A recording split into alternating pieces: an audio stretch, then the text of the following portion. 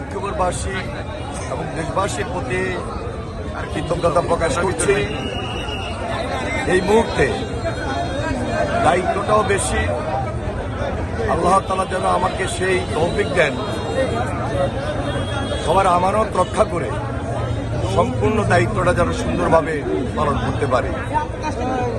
অত্যন্ত শ্রদ্ধা এবং সম্মানের সহিত সবার পাশে যেন থাকতে পারি এবং আগামী দিনে জনাব তারেক রহমান তার নেতৃত্বে আমরা নতুনভাবে বাংলাদেশটাকে গড়ব, এটা একটা কঠিন দায়িত্ব এবং এই মুহূর্তে এই দায়িত্বটা নিয়ে সবার পাশে থাকব, সবার পাশে আসি, এতটুকু আমি নিবেদন করছি। ইনশাল্লাহ সবাই ভালো থাকবেন, আগামী দিনে তারেক রহমানের হাতকে শক্তিশালী করবেন এই প্রত্যাশা ব্যক্ত করছি। তাই এলো ইনোভার, যেন আপনি লাইফে থাকেন রেডি প্রতিদিন। Innova, designed for now. বেশি প্রাধান্য দিতে চাই আমাদের এই প্রিয় এলাকা দীর্ঘদিন নির্যাতিত ছিল, অত্যাচারিত ছিল।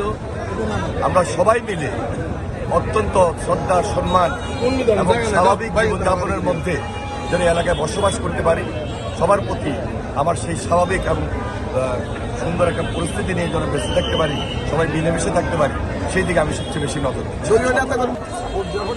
সকলের প্রতি কৃতজ্ঞতা প্রকাশ করছি এবং দায়িত্বশীলতার পরিচয় আমাদের সবাইকে দিতে হবে। আমাদের দলীয় নেতা কর্মী সহ সবাই সাধারণ মানুষের পাশে থেকে আমরা যেন দায়িত্বটুকু সম্পূর্ণভাবে পালন করতে পারি।